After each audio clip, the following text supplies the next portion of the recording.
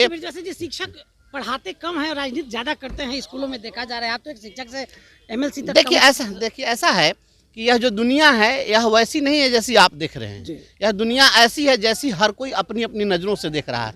हर व्यक्ति की नज़र में जो दुनिया है वह सब अलग अलग है। एक अपील करिए, हमारे साथ ब्रिजवासी जी हैं। ब्रिजवासी जी, अब आप एमएलसी हैं और उच्च सदन में हैं, क्या भरोसा है कुछ बदलाव हो रहा है विभाग में?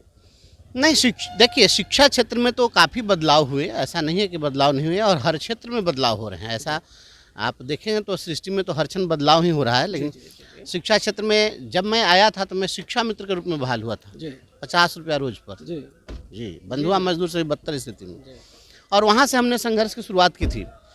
और आज संघर्ष करते करते जिस राज्य के अंदर शिक्षकों के पद को डाइंग कैडर घोषित कर दिया गया था, मरणशील घोषित कर दिया गया था, वेतनमान की व्यवस्था समाप्त कर दी गई थी, एक कर्मचारी को जो मिलने वाली सुविधाएं थी उन सुविधाओं से इन्हें वंचित कर दिया गया था, तो हम उसके लिए संघर्ष करते रहे। और संघर्ष करते करते आज यहाँ तक पहुँचे कि अब फिर वेतनमान पर बहाली हो रही है, शिक्षकों के पद फिर से अलाइव हो गए हैं और अब इनकी बहाली बीपीएससी के माध्यम से हो रही है। बिहार में योग्य शिक्षकों की भी बहाली हो रही है, उन्हें वेतनमान भी दिया जा रहा है। लेकिन थोड़ा सा ये लोग जर्ती काटे हैं, ये लोग अभी चाइनीज वेतनमान दिए हैं।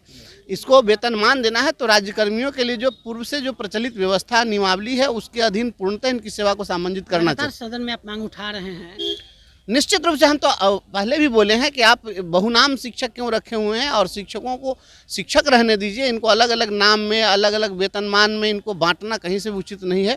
और लगातार हम इसके लिए संघर्ष करते रहे हैं, करते रहे। भरोसा है कि वेतनमान मिलेगा?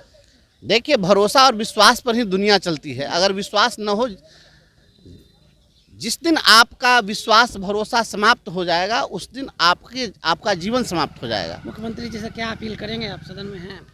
हम तो मुख्यमंत्री जी से बस यही अपील करेंगे कि आपने कहा कि पहले वाली जो सरकार थी वह जंगल राज की सरकार थी, तो जंगल राज की सरकार के बाद अब सुमंगल राज की सरकार चल रही है, सुशासन की सरकार चल रही है। तो इसमें शिक्षकों का जो खोया हुआ सम्मान है, खोया हुआ जो अधिकार है, फिर से इनको अधिकार आप दे दीजिए, पूर्ण वेतनमान दीजिए। और इसके साथ साथ मैं यह भी जोड़ता हूँ, यह शिक्षकों के हक हुकूक की लड़ाई है, वो तो हम लड़ते हैं, लड़ते रहेंगे।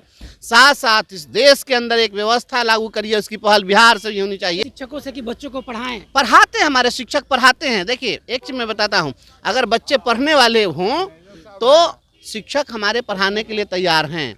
व्यवस्था अगर पढ़वाना चाहती है तो शिक्षक हमारे पढ़ाने के लिए तैयार हैं। अगर व्यवस्था हमसे जनगणना कराना अगर चाहेगी, व्यवस्था हमसे पशुगणना, गृहगणना, मतगणना, ये सब कार्य हमसे कराना चाहेगी तो हम फिर शिक्षा कैसे दे सकते हैं? ना कि हटाया जाए। हम निश्चित रूप से हमेशा मांग करते रहे हैं, और अभिभावकों को भी इसके लिए तैयार होना पड़ेगा, बच्चों को भी तैयार होना। हम देना चाहते, कोई लेना ही नहीं चाहता तो कैसे होगा? अगर कोई लेना चाहे तो वह तो गुरु द्रोणाचार्य की प्रतिमा स्थापित करके और पत्थर की प्रतिमा में, मिट्टी की प्रतिमा में श्रद्धा निवेदित करके और वह अर्जुन से बड़ा धनुर्धर बन जाता है। यह तो श्रद्धा की बात है। श्रद्धावान लभ्यते ज्ञानम।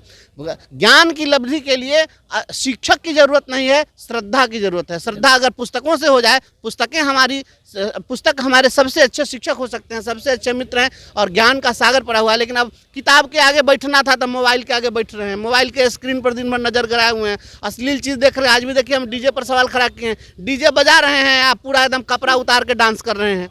तो आप कैसे आप शिक्षा ले लीजिएगा? जिन विद्यालयों को शिक्षालय होना था, जो हमारे विद्यालय देव मंदिर हुआ करते थे, वो आज क्या स्थिति बन गई? वहाँ पर सरकारी योजनाओं के क्रियान्वयन का वह केंद्र बन गया हुआ है। मुख्यमंत्री जी ने किस चीज़ के लिए क्या सुविधा दी जनता को, उसको वहाँ स्कूलों में डिस्प्ले पर दिखवाया जाता है। आप देखिए, तो ऐसी व्यवस्था करने से नहीं ना, आप शिक्षा को बिल्कुल शिक्षा का केंद्र रहने दीजिए। और हमेशा ध्यान रखिएगा कि जो शिक्षक समाज, जो कोई भी कर्मचारी जो भविष्य की चिंताओं से ग्रसित होगा, वह अपना 100% डिलीवर नहीं कर सकता है। आज जो भी शिक्षक सेवानिवृत्त हो रहे हैं उनको पेंशन नहीं दिया जा रहा है, तो शिक्षकों को जब पेंशन नहीं मिलेगा तो वो तो हमेशा चिंतित रहेंगे कि भविष्य में हमारा क्या होगा। तो विकल्प रहित संकल्प, यह ध्यान रखिए। बहुत सारे हमारे शिक्षक हैं बीपीएससी में चयनित होकर के गए हैं, अन्य प्रतियोगी परीक्षाओं में सफलता प्राप्त करके अन्य पदों पर चले गए हैं। तो यह इसलिए हो रहा है क्योंकि वह यहाँ पर असहज महसूस कर रहे हैं। तो आप शिक्षक को इतनी सहूलियत दीजिए, इतनी सुविधा दीजिए, इतनी स्वच्छंदता, स्वतंत्रता दीजिए कि वह पूरे मनोयोग के साथ काम करें, उन 100% कंट्रीब्यूट करें, पूरी आत्मा से काम करें, दिमाग से नहीं, पूरे दिल आत्मा को लगाकर काम करें, तभी करेंगे। और शिक्षक पर डंडा चलेगा तो नहीं चलेगा। आज आप देखिए, फिर कल सदन में शिक्षा का बजट पर मौका अगर मिला तो मैं कल बोलूँगा। आप सोचिए कि आज शिक्षा पूरे 534 ब्लॉक है राज्य के अंदर में, और जो सभी प्रखंडों में बीओ होना चाहिए था तो अब बीओ इनके पास में नहीं है। मुजफ्फरपुर में 16 ब्लॉक है, वहाँ पर मात्र 2 बीओ हैं, तो शेष 14 ब्लॉक की कैसे चल रहा है? तो सारे बीडीओ को इन्होंने प्रभार दे दिया। अब बीडीओ जिसको शिक्षा की कोई समझ नहीं हो, स्कूल का इंस्पेक्शन करने जाएगा तो क्या होगा? आप शिक्षक को लगा दीजिएगा कंस्ट्रक्शन डिपार्टमेंट में इंस्पेक्शन करने के लिए, तो हम क्या समझेंगे कि रोड में कौन मटेरियल कितना लगाना था? शिक्षा एक तकनीकी विषय है, जिसको मन है उसी को इंस्पेक्टर बहाल कर दे रहे हैं। उसमें कोऑपरेटिव विभाग वाले चले जा रहे हैं, उसमें मत्स्य विभाग वाले चले जा रहे हैं, उसमें बिल्डिंग कंस्ट्रक्शन विभाग के लोग चले जा रहे हैं। तो सारा का सारा हाकिम बना दीजिएगा, तो इतना ना आप पिलवान बना दीजिए कि हाथी ये मर जाए। ठीक है, धन्यवाद। ब्रिजवासी जी को आप सुन रहे